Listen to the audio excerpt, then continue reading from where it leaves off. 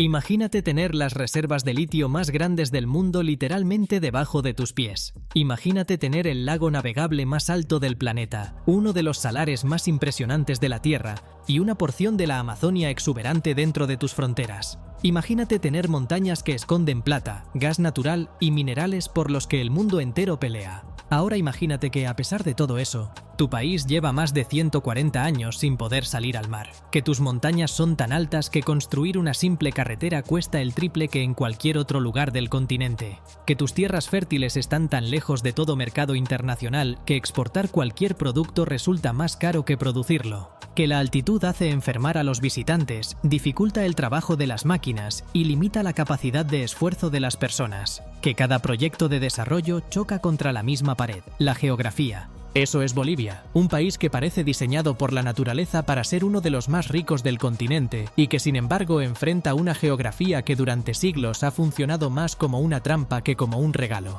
Hoy vamos a entender exactamente por qué, con datos reales y completamente fascinantes, porque la historia geográfica de Bolivia es tan sorprendente, tan contradictoria y tan profunda que una vez que la conoces, es imposible volver a ver este país de la misma manera. Deja tu like, suscríbete y comparte. Comencemos. Un país atrapado entre montañas y sin salida al mar. Bolivia es uno de los dos únicos países de toda América del Sur que no tiene costa marítima, junto con Paraguay. Pero a diferencia de Paraguay, que tiene acceso fluvial relativamente viable al Atlántico a través del río Paraná, Bolivia está rodeada por 5 países y separada del Océano Pacífico por la cordillera de los Andes, una de las cadenas montañosas más altas y abruptas del planeta. Esta condición de mediterraneidad no fue siempre así. Es el resultado directo de la Guerra del Pacífico de 1879, cuando Bolivia perdió su única franja costera, el litoral de Atacama, ante Chile en un conflicto que también involucró a Perú. Desde ese año, cada tonelada de mercancía que Bolivia quiere exportar al mundo debe cruzar territorio de otro país,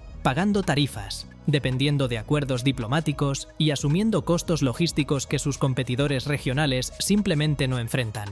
Los economistas calculan que la mediterraneidad le cuesta a Bolivia entre el 1 y el 2% de su PIB cada año, solo en costos de transporte adicionales. En 2018, Bolivia llevó el caso ante la Corte Internacional de Justicia de La Haya, argumentando que Chile tenía la obligación de negociar un acceso soberano al mar.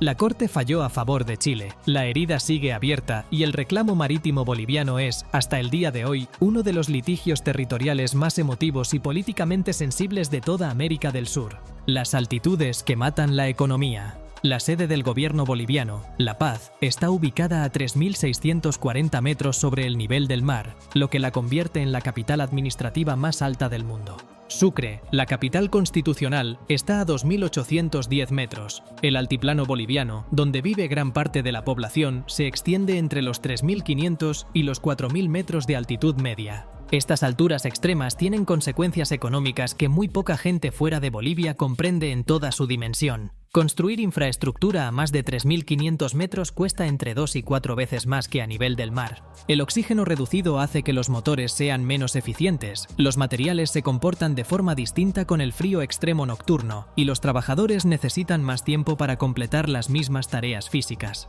El Aeropuerto Internacional de El Alto, que sirve a La Paz, está a 4.061 metros de altitud, uno de los más altos del mundo, lo que obliga a los aviones a usar pistas más largas y consumir más combustible para despegar. Incluso el cuerpo humano trabaja de manera diferente en el altiplano. Los recién llegados a La Paz con frecuencia experimentan el soroche o mal de altura, con síntomas que incluyen dolores de cabeza intensos, náuseas y fatiga, y que en casos extremos puede ser fatal.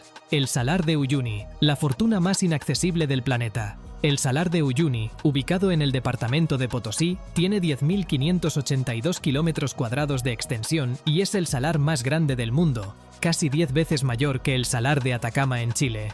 En la temporada de lluvias, cuando una fina capa de agua cubre su superficie, se convierte en el espejo natural más grande del planeta, reflejando el cielo con una perfección que hace que la línea del horizonte desaparezca por completo. Debajo de esa costra de sal se encuentran las mayores reservas de litio del mundo. Estimaciones calculan que Bolivia posee entre el 21 y el 25% de las reservas mundiales conocidas de litio, el mineral que alimenta las baterías de los coches eléctricos, los teléfonos inteligentes y los sistemas de almacenamiento de energía renovable. El litio es el recurso más estratégico del siglo XXI.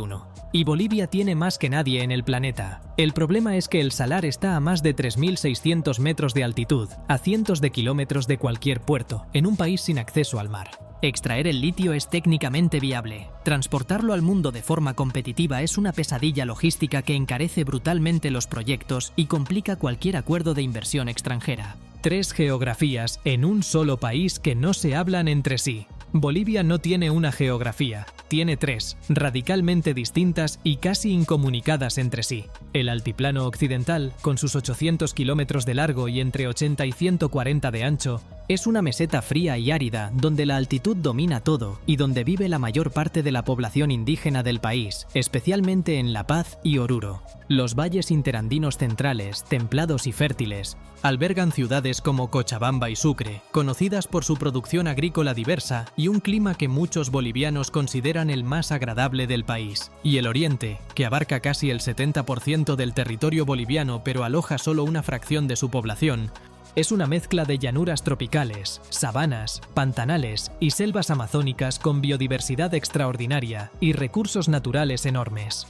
Conectar estas 3 realidades geográficas requiere cruzar los Andes por carreteras de montaña peligrosas, costosas de mantener e intransitables durante la temporada de lluvias. Esta fragmentación no es solo un dato geográfico curioso, es una de las raíces históricas más profundas de la desigualdad y la inestabilidad política que ha caracterizado a Bolivia durante gran parte de su vida republicana. Deja tu like, suscríbete y comparte. El lago Titicaca y la Amazonia boliviana. El lago Titicaca, compartido entre Bolivia y Perú, se extiende a 3.812 metros sobre el nivel del mar y es el lago navegable más alto del planeta, con 8.372 kilómetros cuadrados de superficie y 281 metros de profundidad máxima. Para las culturas andinas, el Titicaca es el lugar sagrado por antonomasia. Según la cosmogonía inca, de sus aguas emergieron los fundadores del Imperio del Sol. En términos geográficos, el lago actúa como un enorme regulador térmico del altiplano, moderando temperaturas que sin su presencia serían aún más extremas. Más al este, la Amazonia boliviana en los departamentos del Beni y Pando alberga miles de especies aún poco documentadas. Los llanos de Mojos, en el Beni, forman uno de los sistemas de sabanas inundables más extensos del mundo. Más de 100.000 kilómetros cuadrados que en temporada de lluvias se transforman en un mar interior. Arqueólogos han descubierto además que estas llanuras albergaron civilizaciones precolombinas sofisticadas que construyeron canales, terraplenes y reservorios de agua a escala monumental, una civilización hidráulica que el mundo prácticamente desconoce. Potosí, la montaña que financió el mundo moderno. El Cerro Rico de Potosí, que se eleva sobre la ciudad del mismo nombre a más de 4.800 metros de altitud, fue durante los siglos XVI y XVII la mayor fuente de plata del mundo colonial y uno de los centros económicos más importantes de la historia global. La plata extraída financió el Imperio Español, pagó guerras europeas, compró obras de arte y construyó la modernidad occidental durante generaciones enteras. Se estima que entre 1545 y 1800 se extrajeron de este cerro más de 40.000 toneladas de plata pura. Potosí llegó a ser en el siglo XVII una de las ciudades más grandes del mundo, con más de 160.000 habitantes, pero esa riqueza fue también una maldición histórica. Se calcula que más de 8 millones de personas, principalmente trabajadores indígenas bajo la mita forzada y africanos esclavizados, murieron en las minas de Potosí durante el período colonial. El Cerro Rico sigue siendo explotado hoy, pero la plata se agotó hace mucho. Lo que queda son cooperativas de mineros que trabajan a más de 4.000 metros en condiciones que poco han cambiado en siglos, con esperanzas de vida que rara vez superan los 45 años. El gas natural atrapado en la geografía. Bolivia tiene las segundas mayores reservas de gas natural de América del Sur, después de Venezuela, con yacimientos enormes concentrados principalmente en el departamento de Tarija, en el sur del país. Durante los años 90 y la primera década del siglo XXI, el gas boliviano se convirtió en la gran esperanza de desarrollo económico nacional. Y en parte lo fue. Las exportaciones de gas a Brasil y Argentina generaron ingresos importantes que financiaron programas sociales. Pero el problema estructural persiste. Para diversificar sus exportaciones de gas y llegar a mercados asiáticos de alto valor, Bolivia necesita gasoductos hacia el Pacífico, lo que significa cruzar Chile o Perú. Las tensiones diplomáticas históricas con Chile, derivadas precisamente de la pérdida del litoral en 1879, hacen que esa opción sea política y emocionalmente complicada. Una vez más, la geografía y la historia se combinan para limitar el potencial económico de un país que, sobre el papel, debería ser mucho más próspero de lo que es hoy. Bolivia es el ejemplo más claro de que la riqueza natural no basta. Si no puedes llevar tus recursos al mercado de manera competitiva, esa riqueza permanece enterrada, literal y figuradamente, en la tierra. Bolivia no es un país maldito porque su gente no trabaje lo suficiente, ni porque sus líderes hayan sido invariablemente peores que los de sus vecinos. Bolivia tiene una geografía que, en términos económicos modernos, es uno de los mayores desafíos estructurales que puede enfrentar cualquier estado en el mundo. No tiene salida al mar. Sus riquezas más grandes, el litio, el gas y la plata, están a miles de kilómetros de cualquier puerto y a más de 3.500 metros de altitud sobre el nivel del mar. Su territorio está fragmentado en 3 realidades geográficas tan distintas que apenas se comunican entre sí con fluidez.